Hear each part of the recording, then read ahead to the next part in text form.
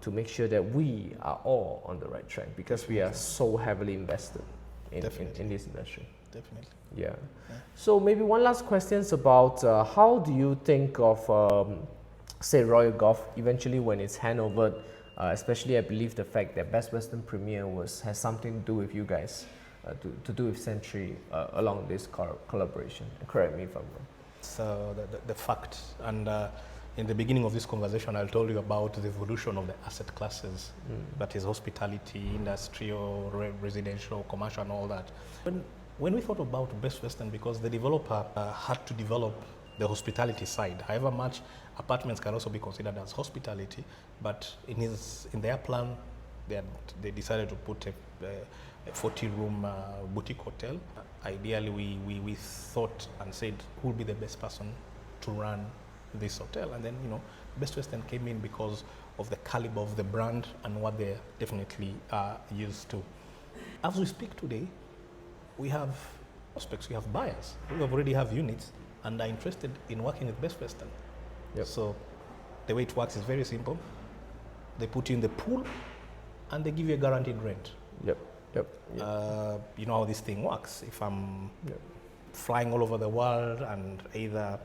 For information, back home in my country, Malaysia, we are one of the very first country in the world that does get guaranteed rental returns, because countries like Thailand, like Phuket and Koh Samui, this is all very international tourist destination.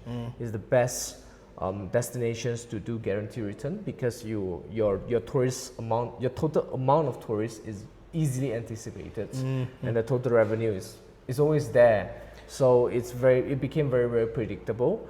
And however, in Rwanda, I believe one thing is also that if you ask most lawyers to draft a so-called lease agreement instead of a standard sales and purchase agreement, they may not be able to know that what are you talking about, right? But of course, if the lawyer is international enough, then they would, like you mentioned, if they went to, say, for example, Zanzibar.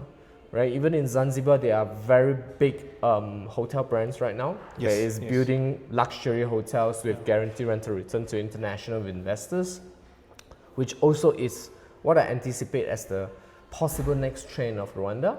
And when I say Rwanda, I don't only mean Kigali. I mean places like Muhazi.